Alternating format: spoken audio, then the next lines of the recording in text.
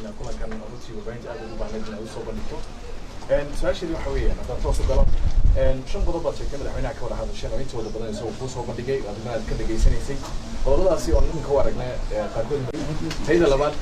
قضبة أنا كلا جاي ما تمشي عن قضبة إن سد هربا ودي قضبة قارنا استجا سوتشي ديني قارنا أنا جا سوتشي دي سؤالها أنا قار ويديني سنقار بي ويديني رمتينا ده دلمي مدحوينه سجا مدحوينه إن هدلمي اللي عاوية وحياله أباهي هي ودنك هدلمي وحقا من يسوى لك مارمان لكن حزبي هدلمي معارضا كمذا هي حزبي معارضا كمذا هينا مدوني أنا إنه قول وذايو أنا وانا قف قول وذينا إياه إنما أمدوي هدلمي محاها لكن سوي دنتو أي كتشفتو إن لقوا ذا هدله أو إنه هدلمي حزبي أهان هدلمي محاها وتشيدنه أحرمها هدلمي باشو أي سوجي سجل حجز أن وتشيدنه وحي هدلمي لو بعي هاي دوا هدلمي محاها تاسي ذنب عيد والبوجو شرتها والدولة دينا هدلمي محاها لكن هدلمي محاها دمنا هي قف ما أنت هدلمي شقك الدهون هي إن دولة ما أنت سومال لان كتشفتها مسبحي لكن سويحي ده هدلمي تلو إيو هدلمي محاها تابا لقبا كربا إن هدلمي لقب تدوا واجب سارا حزب سارا باشا سارا سكستو لو إيغو لكن سان حربا إلي واحد مودا هدلمي محاها حزاب تقاركود هدلمي محاها malaha waxa iskaga khaldan gool wadanimada iyo dilmay iyo mucaaradnimada labada aad baan aanu ku kala saarayna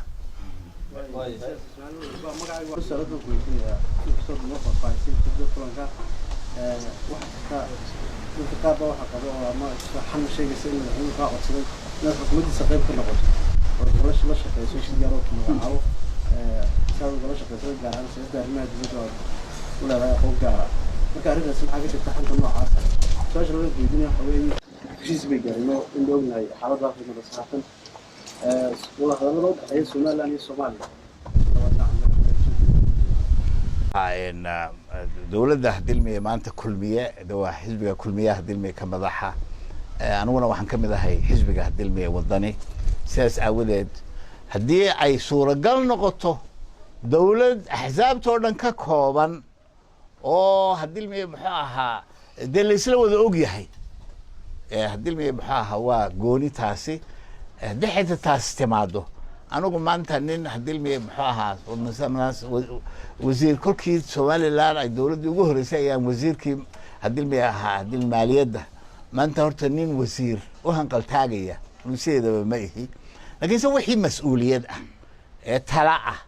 هدلمي بحاها وحقبشة ده هالكذا وهدلمي بحاها عم ببها النقطة أنا جو مقعي جارك وهذا ما أنا جو مقع حزب جان كم ده هيك وهذا وحي جهبون واحد المية بحاها وهالكذا ويا إن أرنت هدلمي بحاها إن ما أنت إثيوبيا وحكى السعودة يو أرنت السلسلة أسامين سومالان يو صوماليا وده هذا اللذوذي أنا وحيلتي وقت بالجاري أن هدلمي بحاها عرميه dadka hadilmay muxuu ahaa dhalanteedka hadilmay lagu wadi jiray laga baxay oo runtii in hadilmay muxuu ahaa arinta Somaliland geeska Afrika arinta Somaliland iyo Soomaaliya geeska Afrika si weyn bay u saameynaysaa gaar ahaanna waxay saameynaysaa dadka Soomaaliyeed guud ahaan gaar ahaanna dadka Somaliland ku nool iyo dadka Soomaaliya ku nool kolkaas aawadeed in hadilmay runta loo soo daadogo la wada hadlo wada waa arrin muhiim ah waxaana ila tahay hadilmay muxuu ahaa iyadoo Eritrea iyo Ethiopia maanta ay safaaradihii isweydaarsanayaan oo hadilmay muxuu ahaa wax badan isbedelayo Somaliland iyo Soomaaliya hadilmay muxuu ahaa sidii hore bay arrimo iska haanayaan aqliga wax gala ma aha Somaliland suuragal uma aha arrintaas inay sii socoto Soomaaliyana suuragal inay sii socoto geeska Afrikana ma ogolaan doono hadilmay muxuu ahaa ilaahay hadilmay halku ku abuuray dadka Soomaalida waxa weyn waa koonihii waa xeebihii Ethiopia waa hinterlandkii amba hadilmay muxuu ahaa dhulkii hadilmay dad baa dad iyo hadilmay dhulba ay jireen kolkaas in wax la qabsano waa la rabaa ka arrintaas waxa laga maarmaan ah aniga madaxweynena aad baan uga wada hadalay waanan u soo jeediyey hadilmi muxuu ahaa inay hadilmi Somaliland ay maanta ka faa'iideysato fursadan taagan in hadilmi muxuu ahaa wada hadallo wax dhali kara maaha kuwii madhalayska ahaa riwaayadda hadilmi loogu dhigayay Somaliland dadka Somaliland iyo dadka Soomaaliya labadaba riwaayadda loogu dhigayay waa in laga baxaa oo loo soo daadagaa arrintaasna waxay u baahan tahay si degan oo dadka xeel dheerayaasha ku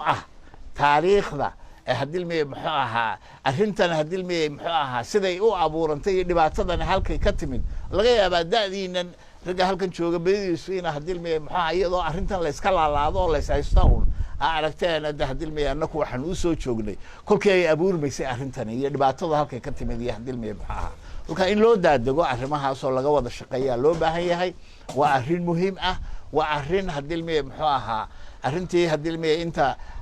dhowr qof in israacaan oo ay meel Yuruba intay shaah ku soo wada cabaan Somaliland ay qolada ka socotaana intay Hargeysa yimaadaan oran jireen arrintii waxa Somaliland waa la ictiraafaya xaggaas ay oran jireen midnimadii baan ka soo shaqeynay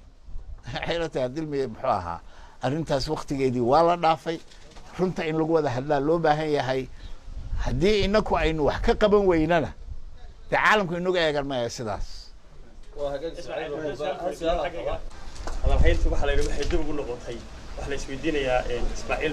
guftaas waxay la tahay dimaana dadkun baa iska sheegay wax dhibaato oo aniga muusana dhex yaala maanta ma jiraan halgan baanu soo wada galay waa jireen hadilmi mawaaqif kala duwan oo aniguna aan ra'yi lahaa muusana ra'yi lahaa laakiinse maanta arrimahaas ma taagna sidee hore loogu socdaabay arrintu taagan tahay aniguna dhinacayga waan hadilmi muxuu ahaa ka cadaynayaa maanta halkan wixii ay wax ku hagaagi lahaayeen oo dhan diyaar baanu ahay inaan hadilmi wixii aniga igaga beegaan qabto arrimihii ugu dambeeyey hadilmi muxuu ahaa ku saabsanaa 94kii iyo xurguftii hadilmi muxuu ahaa Somaliland dhexdeeda ka dhacday aniga waxay la tahay waqti hore looga socdo ayaa hadilmi la joogaa shirka hadilmi garxajisa gacan libaax hadilmi lagu soo qaatayna runtii qodobada ka ofiisato waa diyaar baa hadilmi loo yahay in hore looga socdo haddii ay dhibaato jirtay oo ay dhacday runtiina in hadilmi laga gabado ma aha dhibaatooyin hadday dhaceen runtii dawladdii hadilmi cigaal iyo dawladdii Soomaaliya ugu badnaa waxa dhibaatooyinka keenay Muuse Biixi xaq baan ugu leenahay dhibaatooyinkii miyaad sii wadaysaa oo mise diyaar baad u tahay inaad ka baxdo oo aad hadilmi muxuu ahaa safxad culus aad hadilmi muxuu ahaa bilowdo diyaar baa loo yahay dadku waa u diyaar kolka hadilmi muxuu ahaa arrimihii hore inaynu hadilmi ku gabanno ma aha maanta ummadani waxay u baahan tahay horumar dhaqaale horumar siyaasadeed iyo inay la jaan qaado isbeddelka ka socda mandaqada ilaahay nagu abuuray oo waliba si weyn caalamka oo dhan u soo eegayo kolka hadilmi muxuu ahaa aniga iyo Muuse labadayadaba desandullay ku tahay inaanu hadilmi muxuu ahaa arrimaha la jaan qaadno dhinacayga iyo dhinaca hadilmi muxuu ahaa guddidan hadilmi wada fadhina halkana hadilmi muxuu ahaa annagu waxaan doonaynaa in hore loo socdo in wax la qabto in hadilmi wixii hore dhibaatooyin dhacay aan laga gaban runtooda loo sheego waynu ogsoonahay hantidii ummadan ay lahayd halkay martay iyo ciddii qaadatay iyo sidii loogu takrifalay Muuse waxa looga baahan yahay inuu dhiirado oo qaar baaba hadilmi muxuu ahaa maanta suuqa socda hadilmi hantidii ay ku wada maqan tahay uu ka soo celiyo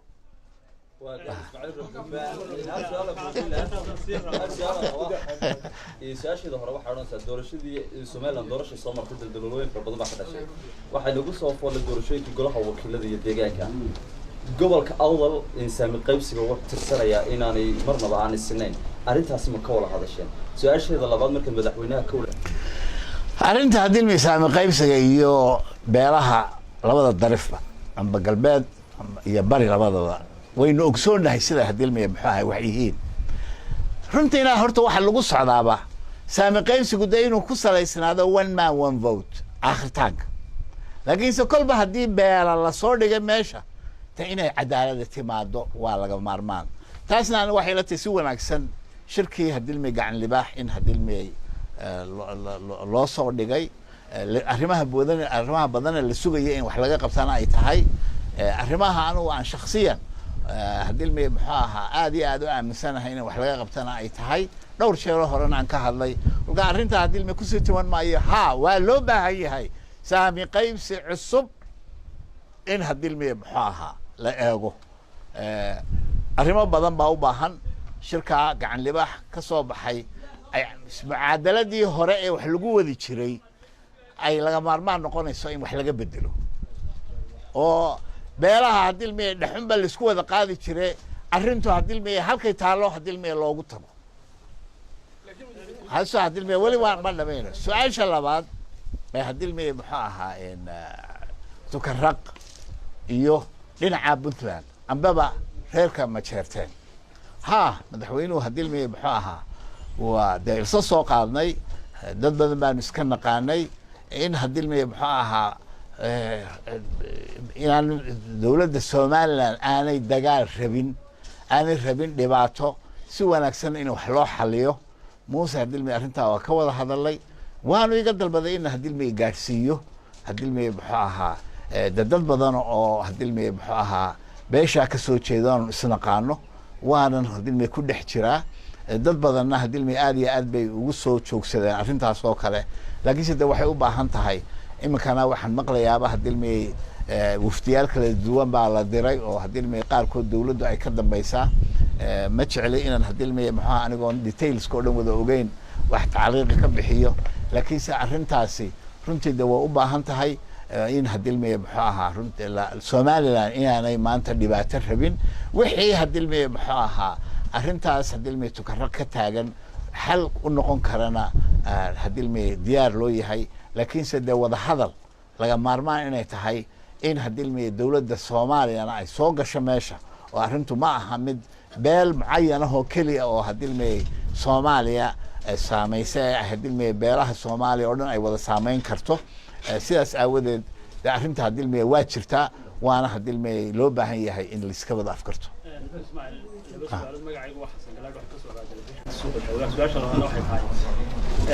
arrimihii nabadeed cawdeen xisbi ahaan u magacawdeen iyo sidoo ku waafaqayaan shirka aad soo qaadee muxuu ahaa madaxweynuhu madaxweynaha hadilmay muxuu ahaa iyadoo